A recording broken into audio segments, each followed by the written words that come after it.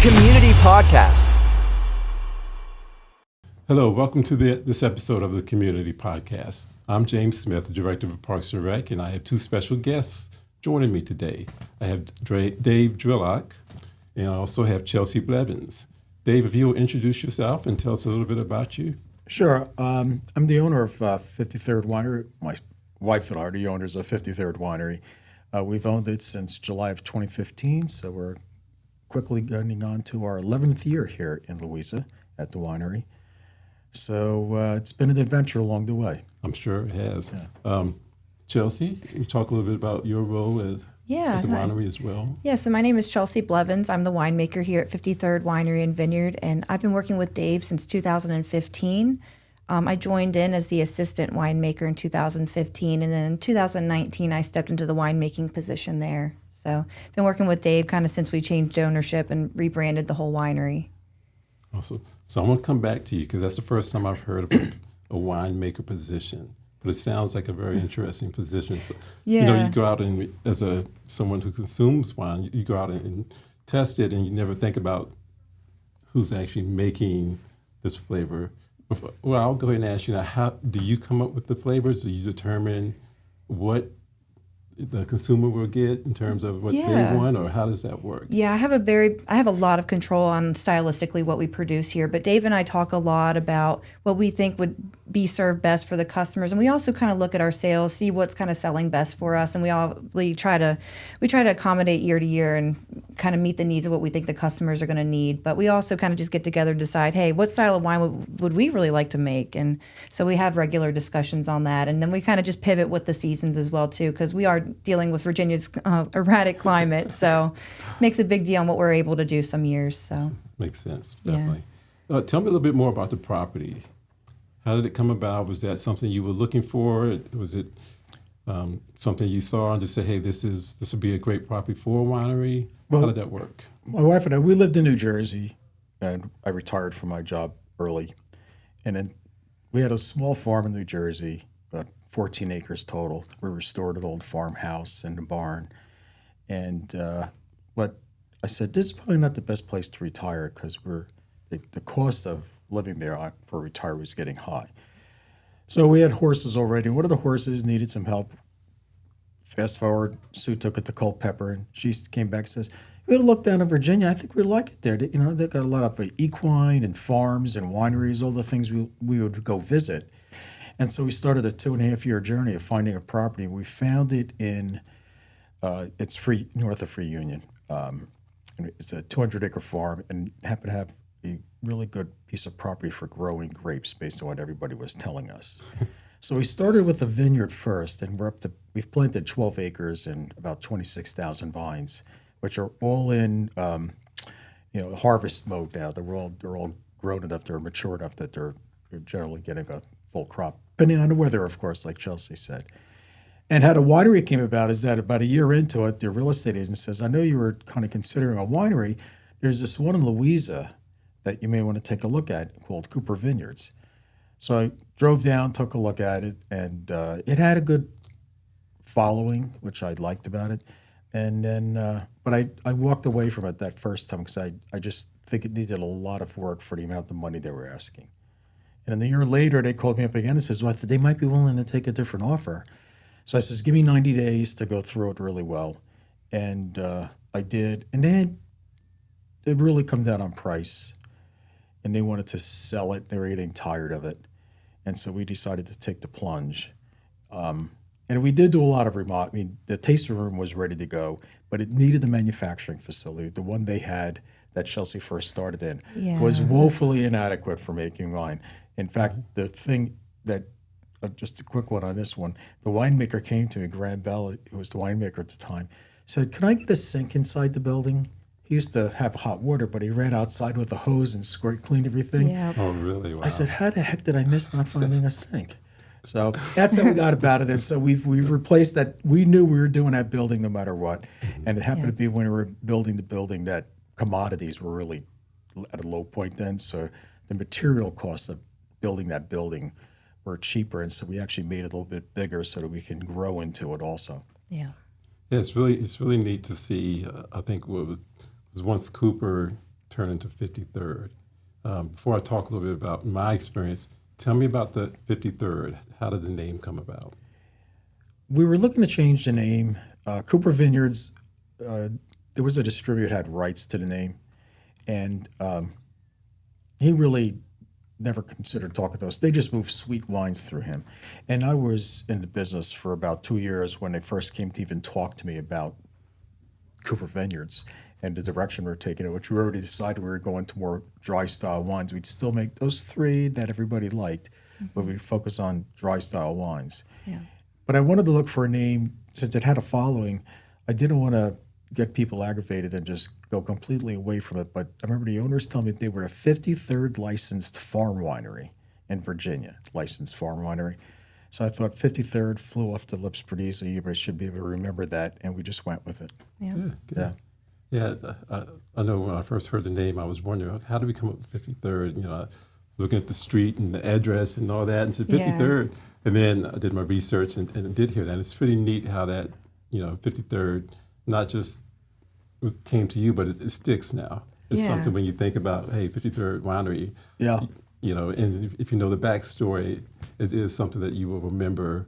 Yeah. And when people come, if I have guests visiting, the first thing they ask, why is it called 53rd? Yeah. And then I tell them about it and say, oh, that's great. That's neat story. Yeah, So, the wine club they had at the time, which was fairly large, and people were coming up to me later and says, they're glad I kept a piece of history in linked to the name. They were really happy with that. So it kept everybody happy. They knew I wasn't coming into it like just change it completely, which I wasn't. I think we just wanted to change the stylistic of the wine a little bit better. Yeah, and just make improvements where they were needed. Yeah. Yeah. And the first one, like I said, was the manufacturing facility. Without that, there was nothing there.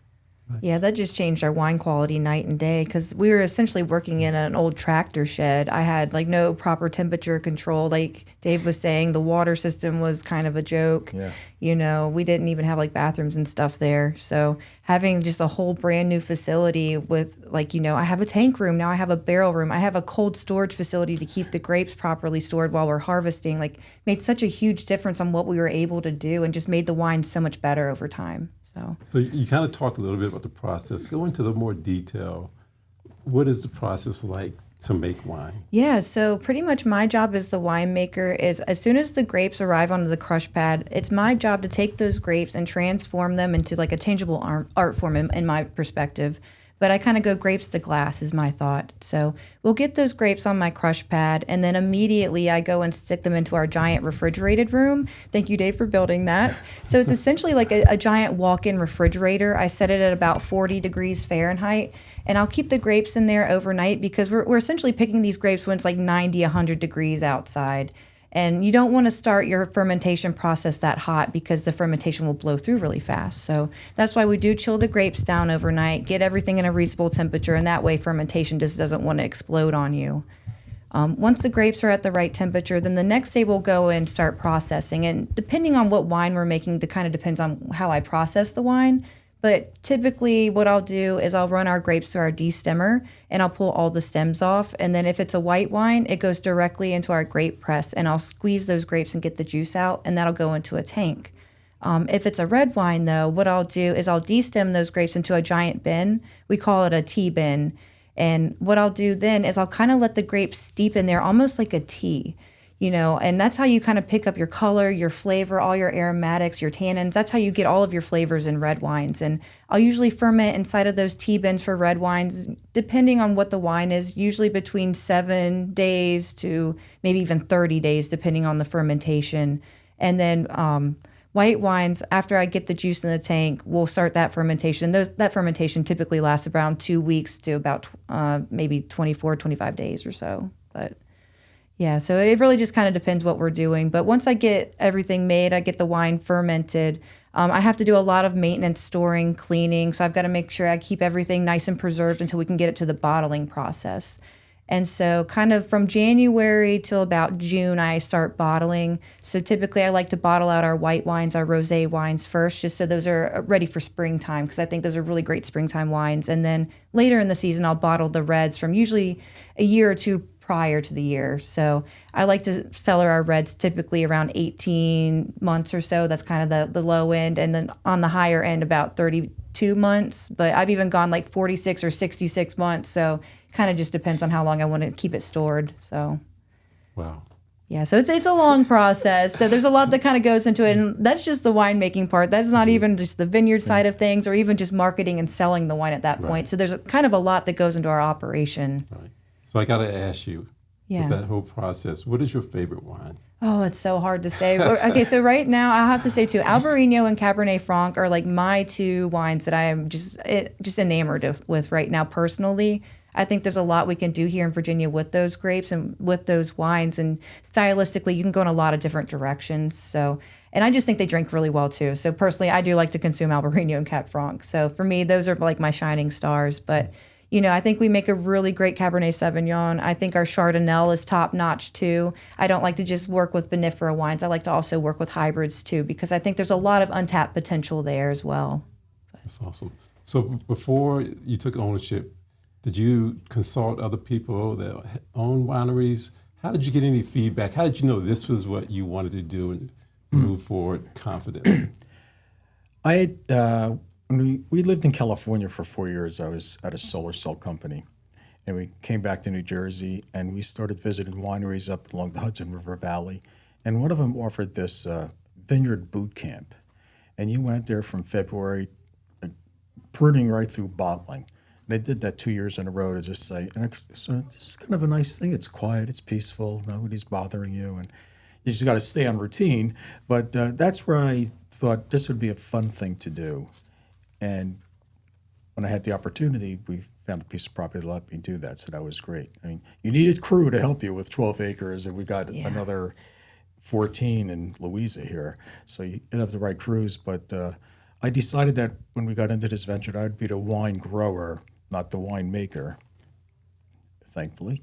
And but I really enjoy doing that and coordinate that. So it's a great feeling. I says my first harvest, I says, now I know how farmers feel when they're bringing in that crop and they're all happy.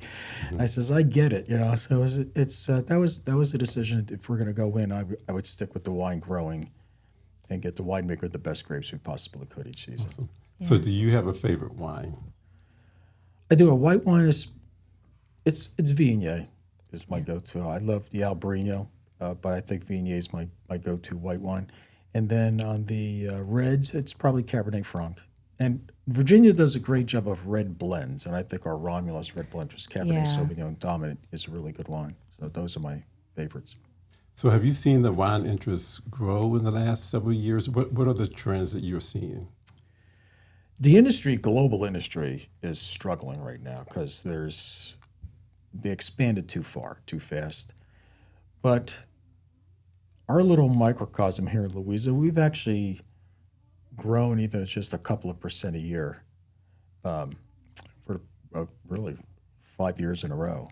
Okay. And now this year, the first year is where you started noticing a bit more pullback. But I relate that to, we had a rough winter for sure. And then gas prices got really high. So a trip out to the country, they're thinking twice before they do that. And we're also near a very good market, Lake Anna. And Lake Anna is just, what's the lake?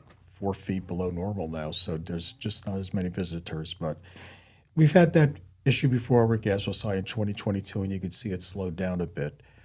But people are always going to go with wine. And our theme is family, friends, and food. That's what this thing is about. So I've resisted the temptation to turn it into a rural bar, start selling beer and ciders and other things.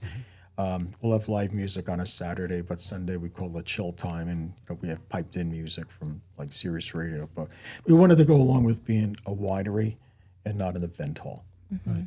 So I noticed you did add a nice event space for, special events that you also use to, rent out to the community or to provide. Actually, we'll rent it out to like charities in Louisa. Mm-hmm. We've done the Empty Bowls event with the SPCA, Animal Rescue. We work with the food bank. I said, but I don't want to get into weddings. We did a couple of them. And I'm like, nope, this is not for me. And actually, to do an event center would detract from being a better wine producer. because there's a lot of time that goes into that. And then if you hire somebody to handle those events for you, then I need to do double the events just to pay that person's salary. It didn't, to me, make sense. And I saw it as a distraction. I'd rather stick to what we could do well.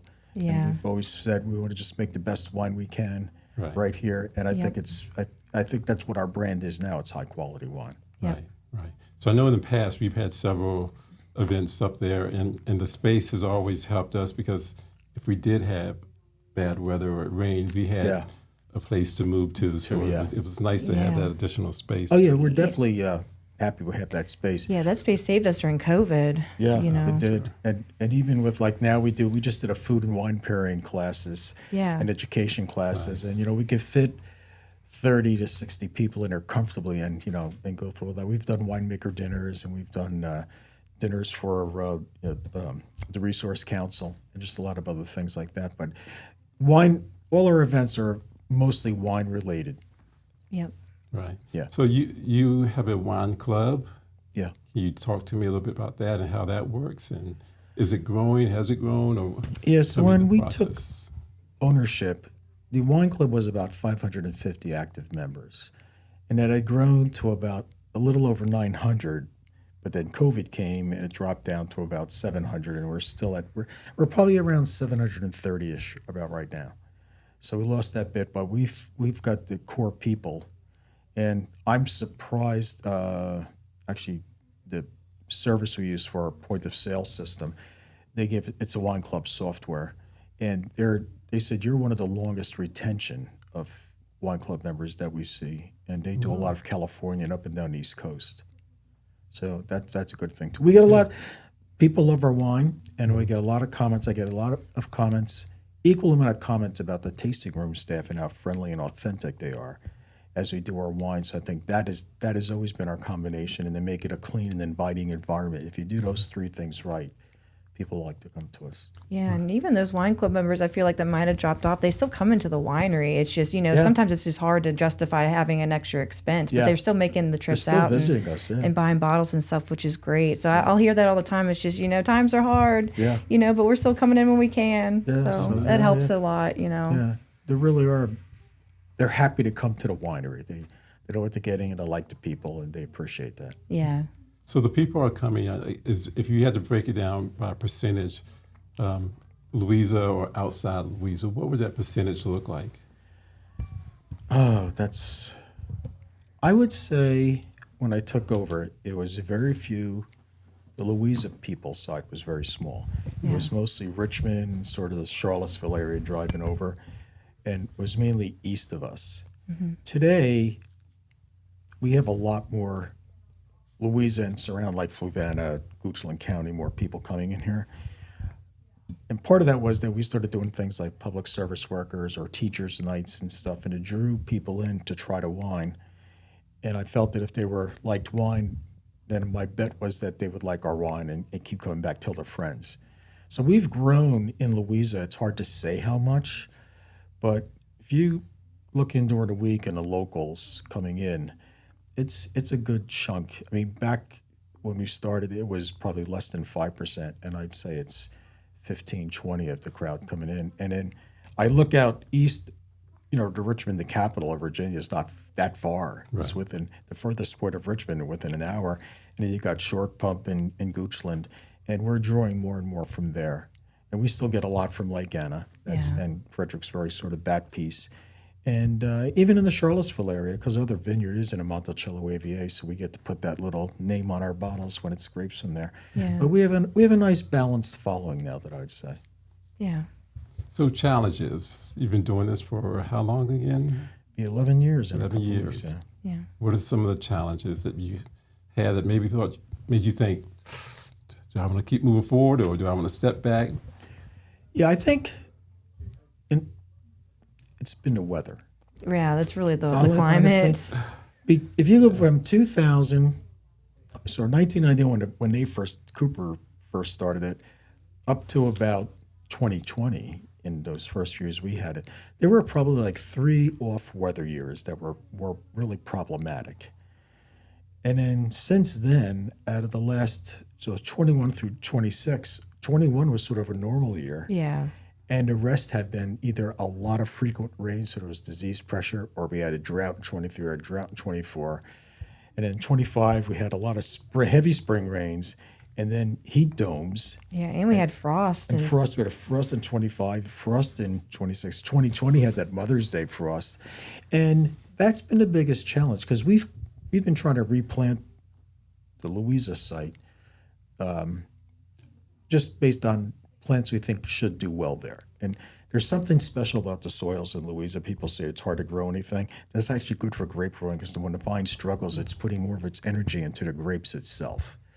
So I when I researched the soils, I mean, we've got red clay, about a foot of it, and some loam. And then by that is what they call ancient schist. So this is an old volcanic ridge that the winery sits on. I mean, if you go out a quarter of a mile west, you can see straight through to Charlottesville. Oh, wow. So it's kind of a special little site there. Yeah, it's just been hard getting those babies kind of going just because, Mother Nature has just been so brutal to us the last couple of years. Yeah. So I know we were actually out there hand watering all the vines the last couple of years with the drought just to help the babies because they don't really have a strong enough or big enough root development to handle these droughts. So that's definitely been a struggle of, hey, we really want to kind of get these new vineyards cranking, but it's been really tough. And I've been kind of hearing that from other growers across the state too. These last couple of years, it's been really hard to get a new vineyard established. Really? Wow. And in fact, if you looked at our vineyard a couple of days before that we had a freeze event, but a second one, that one on April 23rd or whatever it was, it was full of green. Everything looked great. I said, this is it. We just need no bad events, and we're going to get through this, and it'll be good. Yeah. And then we had that freeze, and the plants were already stressed for the prior couple of years, so they didn't have enough carbohydrates in their root system to help them survive, and they're just dropping off one by one. I'd say we planted about 5,000 vines over the last 2 or 3 years, and I'd say we're going to lose about 3,000 of them. Wow. They're just not going to make it. It's too hard. Yeah. Yeah. So is that normal? Is that something that's abnormal? Yeah, this is Abnormal, that abnormal. amount. So, like after the frost event, I called up Graham Bell. So he was the winemaker at 53rd. He's been making wine here in Virginia for like the last 30 some years. And I was like, Graham, have you ever seen anything like this? He's like, no, I've never seen this before. He's like, you're going to have to kind of intuitively feel your way through this season because there's really no right way to get through this. We all are just going to have to do the best we can. Yeah. So. Right. So I guess you kind of learn as you go and what. Yeah, what and you can move so forward you with kind and- of just use the knowledge that you've gained from the previous years. Yeah. You kind of take a look at everything, just try to observe what you actually have going on in front of you and try to make the best decisions you can, in the moment sometimes. And you're a little like, oh, I hope this is right. But, I think we've got enough experience now and we trust each other enough to know like, hey, I think this might be the right path forward where we just kind of have to go with it right for now, and just make it through. And you could walk through the vineyard. Like we both like the Albarino. And there's something about, even we had a sommelier who runs a WSET wine school in Richmond. Yeah. I said, there's something about your Albarino and it's got to be the soil. And so and they take a hit when you get an early frost, but you can walk through the vineyard and you can start to see how the cold air might be flowing. Yeah. And spots where the cold air is flowing, you can see where it turns down a slope. Those vines there take a bigger hit. There's other parts of the vineyard, they'll look pretty good. Yeah. So what we're doing now is saying, okay, this may not be the cleanest, like this whole row or section is going to be this variety. It may be the back part is this, X, and the next part's going to be Y. And so we're looking at other hybrid grapes too to see, because there's obviously need some late budding varieties. And there are a few out there that you can count on that make a pretty quality wine. So we're going to test plant a couple of them next year and see how they're doing, and then we can expand. So it's been 11 years and you're still learning and still kind of like following the signs that you're getting and listening to people in terms of what the best way is to produce the best grape and best flavor. Yeah. So I think in this business, you can't be set in your ways. Yeah, you can't get complacent. I feel like you always have to kind of challenge yourself every year to maybe push the needle even a little bit further. Just have the curiosity to say, what if I do this instead? Will that make this a little bit better or not? And then you learn and grow. It might be great, it might not, but you learn and grow just like we all do. Yeah. So how do you get the same taste? Like you all mentioned the wines that you all, my wife and I like Sweet Louisa. Yeah. And every time we get it tastes the exact same, but how do you process it to make sure that it has that exact Yeah, I do the best I can, and so what I do is I'll kind of keep in mind, previous vintages of like I want the final product to really taste like, and then I'll make a million different decisions from grape to glass to try to just push the needle to that direction. And I feel like I hit it spot on most of the time, but some years I feel like maybe I don't have as much body or more body. It just kind of depends on what we're able to produce, but I kind of have a set style in my head of what I'm aiming for. And then I just slowly try to make all the right decisions I can to kind of nudge it in that direction the best I can. So how many different wines do you offer? We do like 20 some different wines, but we don't make them all every single year. Yeah. So we've got I think it's like 26 different offerings, but if we don't have like Albarino, like this year, I'm not going to make an Albarino, Right, obviously. won't be an Albarino. And sometimes we'll use more in a blend than before. Yeah. So when I make the single varietal, it'll be blended off, or depending on what. Yeah, it kind of just depends on how the wine's tasting, what I feel is going to be best suited for it. I don't want to force any wine to be something that it's just simply not. People aren't going to be happy with that. So we might just pivot a little bit, be like, hey, Dave, what if we tried in this direction this year? Yeah. So we are willing to kind of move and shift kind of where we need to, just to give everyone the best product. So if someone is visiting the first time, Yeah. what would you recommend they try? The two must tries. Okay, so I think two. the first one for red, I would have to say the Two Springs, and the reason being, we actually did get that one as it was named as one of the top 12 wines in the Virginia's governor's case, which is like the biggest Virginia wine competition in the state. It's also a very stringent competition, so we actually had the very high honor of having that wine being named as one of the top 12 wines in the state this year. So I do tell everyone, if you're making a trip out, please try the Two Springs. It's going to be a red blend of primarily Cabernet Franc and Merlot. It's a very easy drinking red. It's medium bodied. It has very soft velvety tannins on it, but you get a lot of cherry and raspberry and strawberry jam notes on it. And it's got just enough tannin to give it some good structure and ageability. So it's something that you can drink today, but also lay down in your cellar if you are a collector and would like to see how it's going to evolve over time. Mm-hmm. So that's definitely the red I would recommend everyone try. As far as white wine goes, I'd probably have to say our Viognier, kind of Dave's favorite wine. So I think Viognier is a grape that's done really, really well here in the state. I think it deserves its justice here. And I make two different styles of Viognier now. So I do make a stainless version as well as a barrel-aged version. So I have both options for people to try so they can kind of see, do I like more of the stainless version, which is going to be a little bit more lean, austere, a little bit more elegant. You will get a lot more white peach kind of characters on that wine versus the barrel-aged one. You're going to get a lot more depth and richness from the barrel fermentation and the barrel aging. So you'll get more yellow peach notes, or it almost tastes like a pina colada in a glass to me. Sometimes I'll get pineapple and coconut and lime. Oh, wow. So I think it's really cool to see the contrast of the two. So that's what I would recommend people to stop by and try if they give us a visit. So. All right, say those two again. So the Viognier and the Two Springs. That's nice. Yeah. All right, so what do you think? What are the two must-tries? Must-tries? Yes.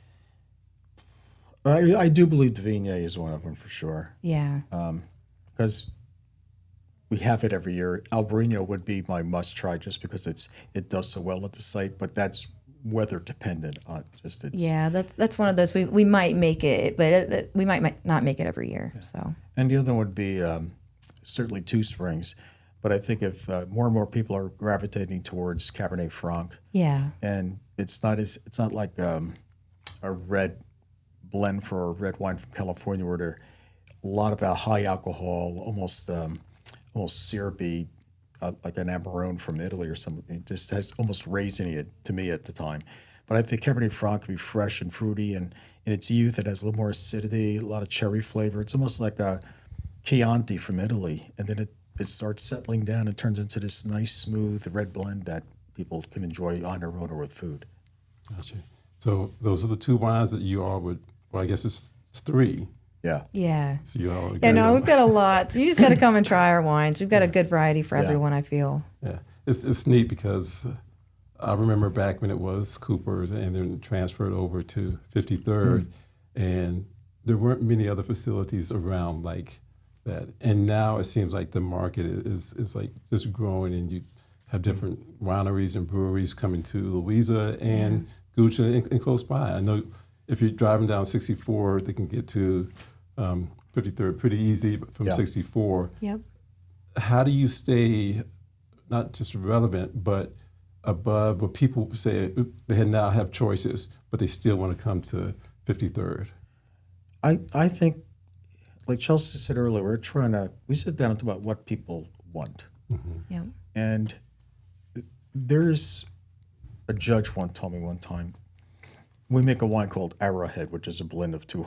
It's a hybrid Chamberson with a Norton, and usually a 70-30 split, depending on what she wants it to be. Yeah.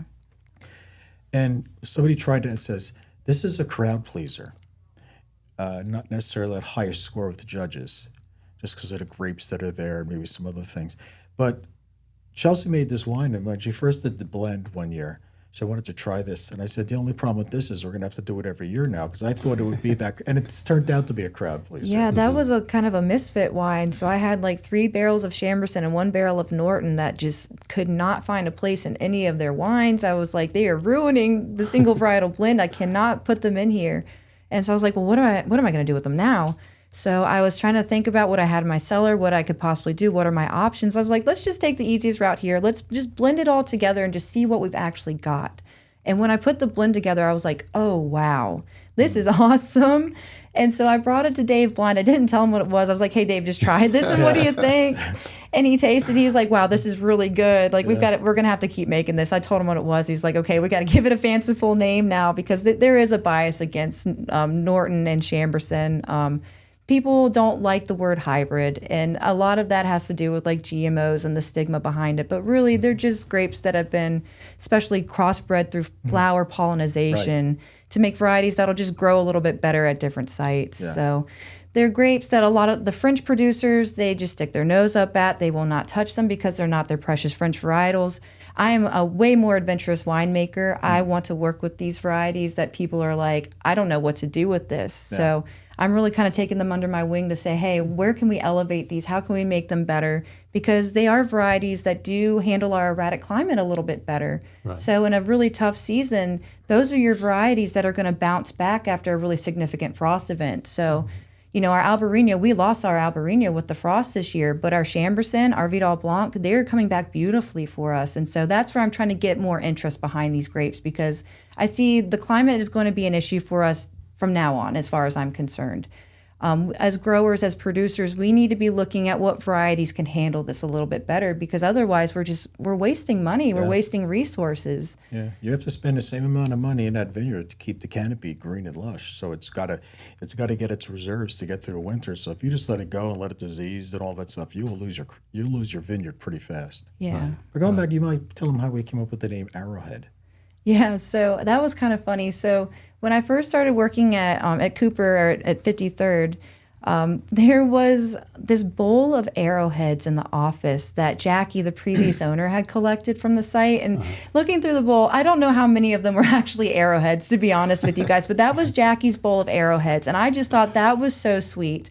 And I really wanted to honor Jackie. I wanted to honor the site.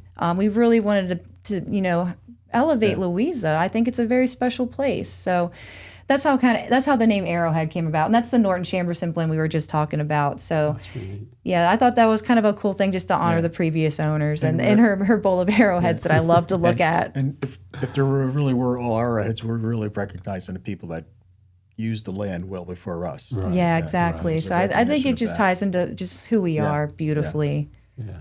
It's really neat to sit here and hear both of you talk about it, because I almost feel the level of passion that you all have for what you do. And listening to you and tasting the different wines and everything that you go through to make sure that, it's the right taste, and the blending of the grapes and things like it's bigger than what you think when you just come out and have a glass of wine. Yeah. You don't think about all the work behind the scenes that it takes to produce that bottle of wine or a glass of wine. I really didn't develop my appreciation for wine until I actually did my first harvest. So my first harvest was in 2014, and I actually worked at Horton Vineyards in Gordonsville, Orange County. And we processed over 500 tons of grapes. It's 1 million pounds of grapes in 2 months. It was insane. And I just remember I was fresh out of college. I was like, I don't know what just hit me, but this is the most incredible industry I've ever stumbled into. But I've got to do this on a much smaller scale just so I can understand what's really going on here, because there was a lot going on in a very short amount of time. But that's kind of how I caught the bug too. You know, I just realized just how cool this was and just how much was involved in it, you know, and you know, you've got to have a lot of passion, you know, to kind of stick through with it some days. But, you know, it's really incredible what has to happen to get that wine made, you know. I think it's passion, but it's also a desire to produce a high quality product for the community and the people who enjoy wine. Right. I think, you know, as I sit here and talk to you all, you know, tourism is part of Parks and Rec as well. Yeah. And to be able to bring people in and say, hey, you know, make sure you stop by 53rd, you know, and get them to stop by. And one of the biggest things, you mentioned it earlier on in the podcast, but didn't go a lot into detail about your staff. Yeah. Yes. I think what I'm impressed about is how you've been able to consistently have the same staff. A lot of people have been there, I don't know, maybe 5-10 years. Oh yeah. You know, that come in. It's almost like the old show Cheers, where everybody knows your name. You walk in and you see people you recognize and that you know, and more importantly, they know you as well. So I think it's neat to, and it says a lot about you all in the operation of the business to have such a quality staff and a staff that makes you feel at home when you walk in. Yeah, no, I agree. Yeah, one of the things we did is a lot of the staff did stay, and we hires up, obviously Chelsea being one of them, turned out to be really great. It works well as a team, and I know nobody uses this thing, you know, people make the difference, but they really do in this business. And the other thing was we got a lot of sort of dating people from the local area, Louisa. Yep. And like everybody knows, Tony's our wine club manager, and she knows everybody on that list when they come in. She knows their name, what wine they drink when they come in the door. It is amazing. I don't know how she keeps everyone in line and just knows. I'm terrible with names. She's incredible. Yeah, she's incredible at that. A lot of times I say, "Who's that again, Tony?" She's, "I told you last time." I can't remember. But things like that, just, you know, Sheila, Stacy. Yes. I can go through the whole list of people that have just, you know, they like the whole thing of the concept that we're doing. Yeah, we've had some, like Dave was saying, we've had employees from like from Cooper's still there. I mean, they've been here like 20 years, I think. Right. Like Dave Barber's been around forever. And Marie's been around ages. Like they've just been so dedicated to the site and what we do, and they've been with us through all the transitions. Like they deserve a lot of props, you know, because there was a lot of uncertainty for them. You know, they didn't know what they were getting into, but they've stuck with us this whole time, and they've been absolutely incredible. And like you said, it makes a difference for the customers coming and just seeing the same people. And we build relationships with these folks, and it's amazing. Right. For someone who grew up in Louisa, you know, when I go by, I always see somebody from Louisa.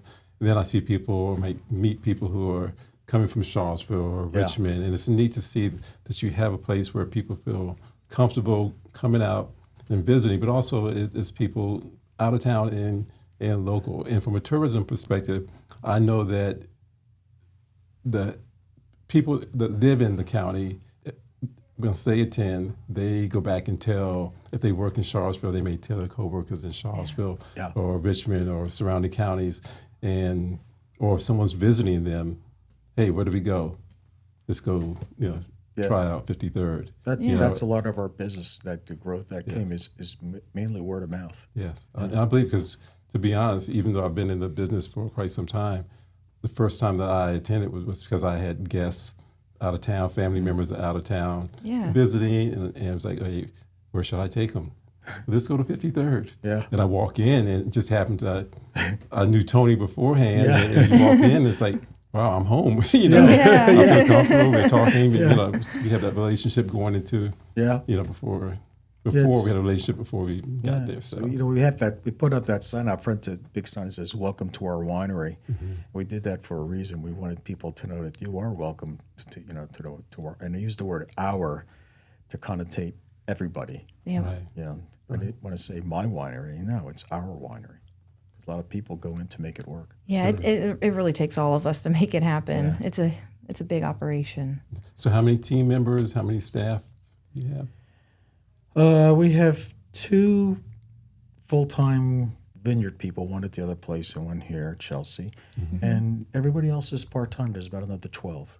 And we have a group of volunteers that times. Yeah, we've got a lot of dedicated volunteers. So a lot of folks that have like retired and just kind of live in the area, they'll actually come in and help us pick grapes if we need to. They'll come help us bottle. I mean, I've had like Ann and Bill, they'll come for anything. I'll be like, hey, we got to throw some grapes on the sorting table. They live right down the road. They're like, we'll be there in 5 minutes. They are incredible. Yeah, they're really Awesome. That volunteer list is really helpful. Yeah, they've really gotten us through some Tasting tight room, pinches sometimes, you know. I think that says a lot about you all as well and your character for having people that want to come out and volunteer because, you know, in today's world, there's a lot of times where people more focus on themselves and not really, you know, reaching out to help others. So to have people that are willing to come out and it really touches your heart just because they like, you know, we really care about this, but you know, they just love to see our passion. They just want to be part of it and to see people come show up 7 o'clock in the morning. Hey, we're bottling wine. Like, you know, you know, it's not always easy to ask people to do that because, you know, like I feel like I'm asking a lot sometimes, but they do it and they just work so hard and they're so gracious and amazing folks. Even harvest sometimes. Yeah, harvest, it's tough. They love coming out for harvest. Really? You know, picking grapes, you know, it's like 100 degrees outside, 1,000,000% humidity, and you've got bugs, I mean, all kinds of things out there. And we're just picking grapes. It's not glamorous, but, you know, it's got to be done. And we do everything by hand because I feel like that's important, you know. Yeah, and they say that too. I feel like it's small, but there's this feel to the place. People tell me that they just feel good when they get here. Yeah. You know, it's kind of like you drive down a driveway. It's, you know, little tree driveway, and then you come in. It's like a little meadow you came upon. Right. And it reminded me when I was in Italy one time. They took me to a winery on a trip, and a lot of them were just like that. There was this pine forest, and all of a sudden you drive down this road, and there's this, you know, 50 acres or 100 acres of open field and vines and stuff. And it's just a nice feeling when you drive into it. You're like, if you don't chill with that, then you're not capable of chilling out. I would agree. Because kind of, like you said, it is kind of hidden, but you have that long drive to look at the vineyards and kind of set the mood before you even get back there. Exactly. I think. Yeah. That's nice. That's really nice. So if somebody's watching and hearing about 53rd for the first time, what do you want them to know? Where can they find more information about 53rd as well? I'm going to let you all close this podcast with that information. Want to go first, Charles? Yeah, well, I mean, if you definitely want to learn more about us or hear anything, definitely follow our social media. So we definitely try to stay on top of that just so everyone knows like what kind of events we have coming up, different wine releases, things like that. So that's a really good way to kind of keep up with us. Yeah. So and our website, 53rd 53rdwinery.com, and there's a lot of good information about the winery in there and, you know, catching up to things, and social media, of course, it's yeah, another thing we do ship to I think 40 different states 40 now. different states, so even if you are like a Louisa local, but if you have a house somewhere else, or if you have family in other states that really like our wines, there's a good chance we can ship to you. So we've got that going for us too. Yeah, and there's I think if you've been with us, people have been with us for a while, we've really grown it. Like when you talk about the breadth of the products, like our rosés.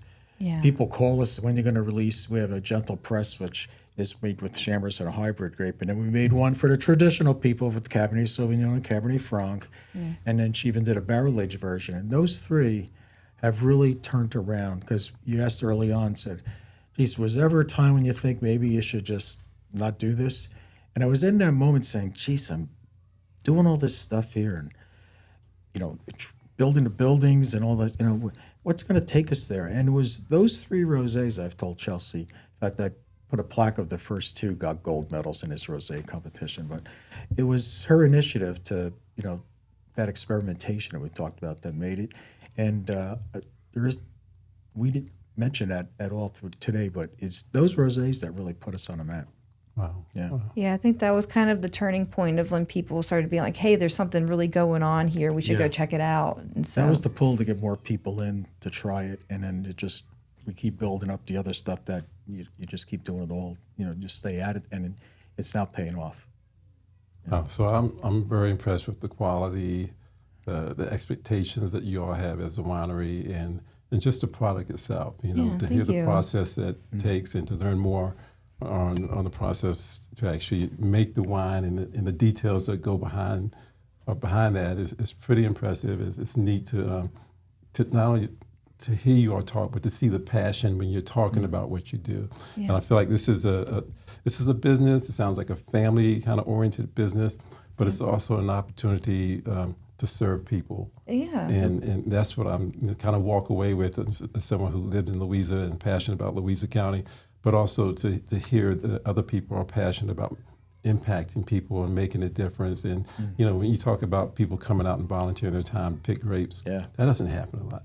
No. And I want to know. Yeah. I'm not sure if there's any other wineries around where that actually does happen. So it's neat to see that the impact that you're having. But I think it's because of the leadership. I think it's because of what you bring and what you bring to the winery. But it's very impressive to sit here and talk to you all. Thank you very much. It's neat. Like I said, I'm pretty much a lifelong resident of Louisa County. Left and came back, but been here for quite some time, and it's neat to see what I would want to feel, at a winery, and what I would want to hear and see at a winery. Yeah. I didn't know how this podcast was going to go, but I thought it'd be more informational. And sometimes a podcast, when people come in, it's more salesy. Yeah. But with you all, I feel like it was very much educational, and it was an option for you all to share your passion for what you do and how that passion impacts the consumer. So very impressed with both of you all. Well, thanks. And thank you for very taking the much. time to I come in. appreciate that. Thank you so much. All right. It was fun. All right. Any other comments? I think we're good. No, well, I'll give you one more Yes, real sir. quick. So you asked me earlier about getting the winery, and after I closed on it, there were certain owners. Well, what'd you get way out there for? And I saw potential out here, and access to some very good markets. So from my point of view, this was an easy thing to decide to do rather than go where there's already a crowd of wineries Right. or chances of being able to, and it takes time to make it good enough so that you can stand out. And this bought us that time to do that. And now people, like I said, aren't going past exit 148. They're stopping here and say, I get everything I want. I don't have to go to 118 Right. Yeah. type thing. So that's, and I remember that there, like those owners that passed it, and they said, oh, it's so out of the way. And I visited them where they are, and I'm going, no, this is out of the way. Right. Yeah. We're at least kind of off 64. Yeah, so. we're and 33 too. That's 522. These are all major travel things, and just so I was really happy that I was able to take Louisa, which everybody thought was just really rural, and make it something for Louisa too. Right. Yeah. Especially now with the growth in Louisa. Exactly. I think you got in at such a great time. Yeah. You know. Yeah, it's been fun to grow with Louisa. Yeah.